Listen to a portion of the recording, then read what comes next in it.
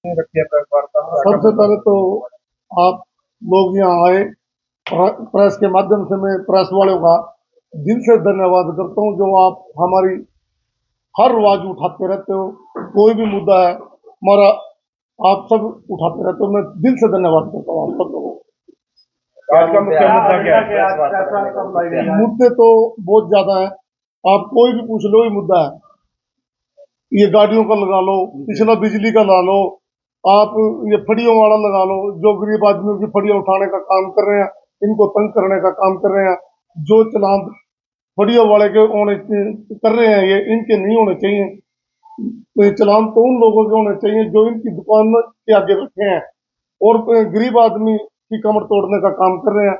इसमें हर बार गरीब फंसा जा रहा है, गरीब को मारने का काम कर रहे हैं।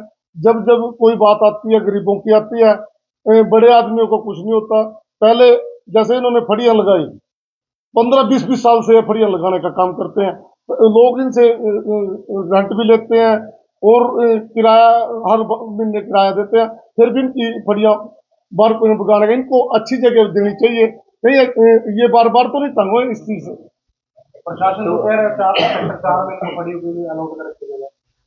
कहते हैं भाई साहब, दुनिया भर में पहले कई बार क्या अभी अलाउट हुई है, इनको जगह दो ना। जगह आज तक दी नहीं। जब जगह नहीं दी जाती है, ये अपना काम तो गरीब आदमी अपना काम तो चलाएगा, और काम चलाएगा तो देखो अपना पेट कैसे पालेगा। और हर बार इनके पेट पे लाठी मारने का काम करते हैं। जैसे कि एकदम प्रशासन जाता है, नगर निगम जाता है, इनका सामान उठा के ले जाता है। भाई साहब, वो सामान लाखों रुपये का इनका सामान है, उसको कैसे जोड़ने का काम करेंगे दोबारा से? पिछले उसमें देखो पुल बनने लग रहा है, उस पहली दुकानें बंद है, किराए तक लोगों के मतलब देने पे नहीं है, और 1 साल से ये काम चला। अव्वल में तो इन्होंने पुल भी रात दिन करके बनाना चाहिए, लोगों की मतलब दुकानदार की दुकानदारी चले और लोगों का काम चले। पुल के बीच में गए रेडी फड़ी वालों के बीच में मैं गया हूँ, कई बार गया हूँ जी, पर हम जाते हैं उनका दर्द हम क्या मतलब दर्द सुनते हैं। हम इसमें बोलने 1-2 बार बोले भी हैं, और उनका समाधान नहीं होता। जी जी, क्या कोई ज्ञापन देंगे ऑफिशियल तौर पर, या फिर प्रेस माध्यम से ही आप अपील करते रहेंगे, ऑफिस से घर से बैठकर, या सड़कों पर उतरेंगे, जिला सचिवालय जाएंगे, किसी का नाम ज्ञापन देंगे? देखो, हमने हर बार संघर्ष किया। पहले पानी के बारे में किया, अब बिजली का था, बिजली का बिल बढ़ाए गए हैं। बिजली के बिल बढ़ाए गए, हमारे नेतृत्व चौधरी अभय सिंह चौटाला जी ने पंचकुला के अंदर कितना बड़ा आंदोलन किया। हम हर बार इनेलो ही सरकार, इनेलो पार्टी, ये मेरी जितनी कार्यकारिणी है करनाल से, हर बार आवाज उठाने का काम करती है, और उसी तर्ज पर आज हमने आप सबको बुलाया है।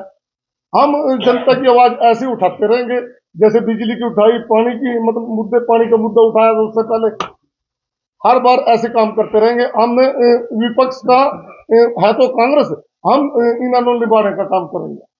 तो कितना फर्क पड़ रहा है जब आवाज उठा रहे हो, कुछ हुआ है उसका असर हुआ है? हाँ, क्यों नहीं हुआ सर? पिछले दिनों पानी वाला था, पानी का मुद्दा उठाया था हमने, और पानी उसी 2 दिन बाद उन्होंने पानी चालू करने का काम किया था। आपने रेडी रेडी फड़ी वाला मामला उठाया था, इसको लेकर कोई ज्ञापन सौंपेंगे? देखो, हम इसमें और ज्यादा अपनी सारी पार्टी से बातचीत करके, अपने वर्करों से बात करके, इसमें अगर इन्होंने फड़ी वाले का कोई समाधान नहीं किया तो हम जिला स्तर पर अपना प्रोग्राम करने का काम करेंगे। शहर में अतिक्रमण होना चाहिए? देखो, शहर का तो मैं तो जितना भी आम सुविधा दे सकूं उतनी देनी चाहिए। ये हर बार कोई भी बात है, जैसे गरीब आदमी बीमार होती है, कोई भी काम हो, वो गरीब आदमी पे उसका अतिक्रमण होना चाहिए या नहीं होना चाहिए? देखो, आप खुद समझदार हो भाई, होना चाहिए नहीं होना चाहिए? नहीं होना चाहिए। मैं हर बार आप सारा दिन लोगों से मिलते रहते हो, आपने तो इस बात का जोर शोर से आप लोगों ने उठाना है। जी, मुद्दा उठाया गया है जो करण बाजार में रेडी फड़ियां लगते हैं, उसके अंदर जितने रिहायशी इलाके हैं, उन्होंने बकायदा लिखित में कंप्लेंट दी है कि उनके पास संडे का दिन होता है, वो अपना सामान ले जा सकते हैं, कोई रिश्तेदार को संडे को बुलाते हैं कि गाड़ी आ सके, लेकिन उस दिन भी वहां पर इस प्रकार से रेडियां लग जाती है। हालांकि वो गरीब आदमी है, लेकिन दुकानदार उनसे पैसे लेकर 3-3 दुकानें आगे लगवाता है संडे के दिन भी। उनके लिए भी समस्या है, उनके लिए आवाज। देखो, वो दुकानदारों ने देखना है, थोड़ा सा हटके लगवा ले, वो गरीब मतलब उनका रास्ता भी छोड़ने का काम करें, पर गरीब पे मार भी ना करें, और उनका रास्ता भी छोड़ें। हम ये नहीं कहते भी उनका रास्ता नहीं छोड़े, रास्ता जरूर छोड़े, और रास्ता छोड़ना चाहिए। क्योंकि रिहायशी इलाकों उनको संडे का दिन होता है, और किसी रिश्तेदार को भी बुलाते हैं, वो ये कहते हैं कि संडे को आ जाना। सवाल बहुत अच्छा है, मैं इसमें इसके पक्ष में भी हूं। मैं भाई ये नहीं है भी रास्ता रोक दो, रास्ता मत रोको, अपना काम भी करो और रास्ता भी रखना चाहिए। फड़ी वाले से भी रिक्वेस्ट करता हूँ भाई आप अपना देख के रास्ता छोड़ के फड़ी लगानी चाहिए। जी जो बीपीएल परिवारों को तेल मिलता था उसको भी एकदम से बढ़ोतरी कर दी गई, 40 का था वो 100 रुपये का मिलेगा हमें, तो वो लेंगे कैसे? देखो गरीब आदमी तो पहले 40 रुपए लीटर मिलता था, अब वो 60 रुपए हो गया, 100 रुपए हो गया। अब ये लोग आप इस बात को मान लो, ये मतलब बीजेपी सरकार है जो, ये हर बार कुछ न कुछ कहती है। पिछले उनको अपनी लेडीज को 21 रुपए देने का वादा किया था उन्होंने इलेक्शन के टाइम में, आज तक वो वादा पूरा नहीं हुआ। वही हर बार झूठ बोलते जा रहे हैं। ये तो लोग पता नहीं क्यों कैसे इनको पसंद करते हैं भाई जी। तो वोटों के टाइम पता नहीं कैसे क्या क्या जुमले छोड़ देते हैं, ये उन लोगों को भुकाने का काम करते हैं। मैं तो हर नागरिक से भी अपील करता हूँ, आप सोच समझ कर अपना वोट देना चाहिए। हर 5 साल हम पछताते रहते हैं, किसी को गलत आदमी को चुन देते हैं। देखो किसी का मकान बना नहीं तोड़ना चाहिए। वैसे देखो प्रशासन अपने हिसाब से चल रहा है, इसको चलने दो। सुप्रीम कोर्ट के ऑर्डर, चलो कोई नहीं, तो न्याय के ऑर्डर है भी, वो अपना काम कर रहे हैं।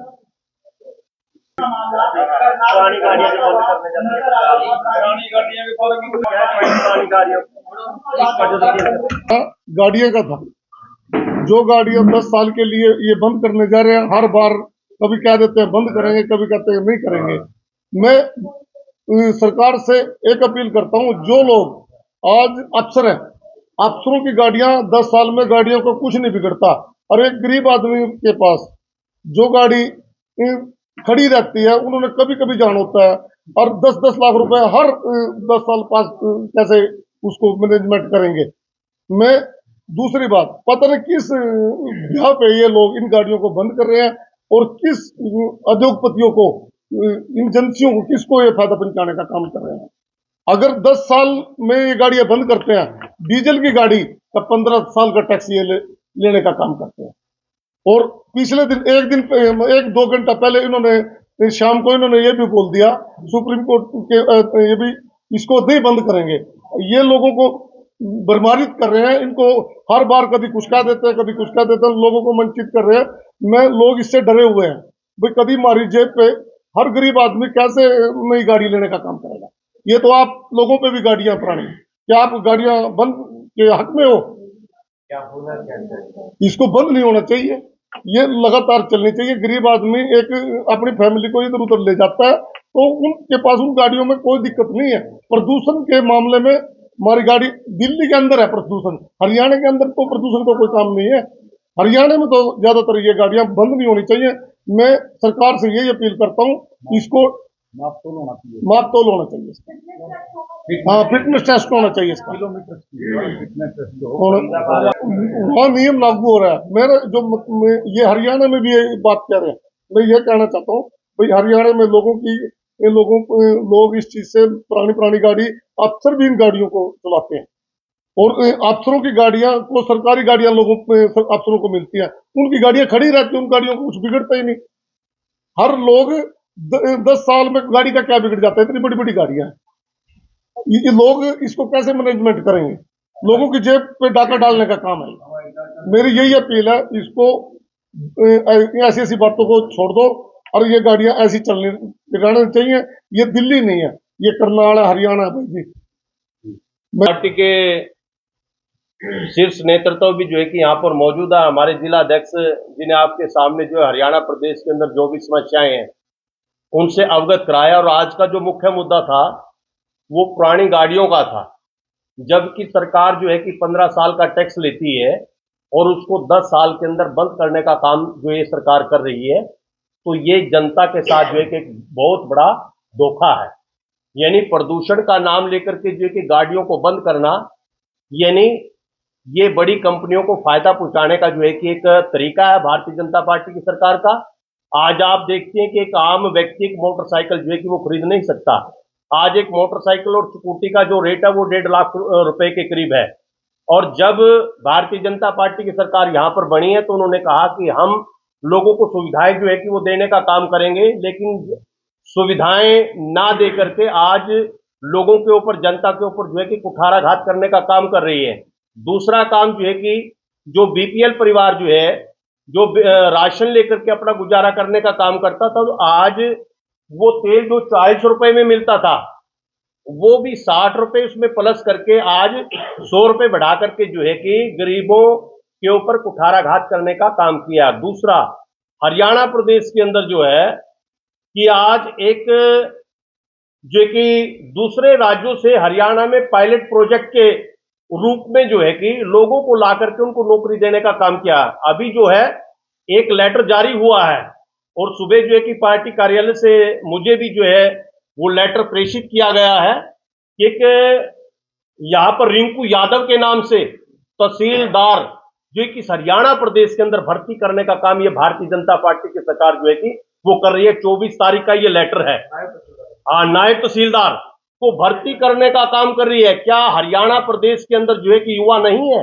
क्या हरियाणा प्रदेश के अंदर कोई नौकरी के लायक नहीं है? तो ये भारतीय जनता पार्टी की सरकार जो है कि इस प्रकार का काम जो है वो कर रही है। वो आपके ऊपर भी कुठाराघात है और आम जनता के ऊपर भी जो है कि वो कुठाराघात है। तीसरी बात जो है करनाल के अंदर आपने देखा होगा फड़ी और रेडी का मामला जो है कि बड़ा पैमाने पे जो है कि वो चला हुआ है। एक तो जो दुकानदार है, आज चलान जो है कि एक गरीब व्यक्ति जो है अपने परिवार को चलाने के लिए फड़ी लगा करके जो है वो संडे सेल के अंदर जो है कि वो काम करता है। और लेकिन वहां पर जो बड़े बड़े दुकानदार हैं, जो मोटे लोग वहां पर बैठे हैं, उनसे 20-20, 25-25, 30-30 हजार रुपए मंथली लेकर के, महीने का लेकर के जो है वो काम को करते हैं। लेकिन चलान किसका होना चाहिए? दुकानदार का होना चाहिए, फड़ी वाले का होना चाहिए। लेकिन फड़ी वाले का चलान ना हो करके चलान उन लोगों का होना चाहिए। उनको जो है कि सुविधा मुहैया जो है कि वो करानी चाहिए। चौथा क्या है कि आज हरियाणा प्रदेश वो एक गैंगस्टर का जो है कि प्रदेश बन चुका है। गैंगस्टर बड़े पैमाने पे जो है कि व्यापारी लोगों को धमकी देने का काम करते हैं। आपके पड़ोस में नागपाल जी को जो है कि धमकी देने का काम किया है, मारुति वाले को धमकी देने का काम किया है, और शहर के अंदर और भी बड़े बड़े जो उद्योगपति हैं उनको जो है कि धमकी दे करके जो है वो पैसा ऐंठने का काम कर रही है। सारा का सारा जो शिकंजा जो चल रहा है वो भारतीय जनता पार्टी की सरकार चला रही है। वो डरा करके अपनी सरकार को जो है कि वो चलाना चाहती है। आज बेरोजगारी का मुद्दा है। आज मान ले जो भारतीय जनता पार्टी ने जनता के साथ जो वायदे किए, महिलाओं को 21 रुपए देने का वायदा किया, क्या 21 रुपए देने का काम किया? 500 रुपए में गैस सिलेंडर फ्री देने का काम किया। क्या गैस सिलेंडर फ्री जो है कि जनता को दिया जा रहा है? युवाओं को नौकरी देने का किया? क्या आज युवाओं को नौकरी मिल रही है?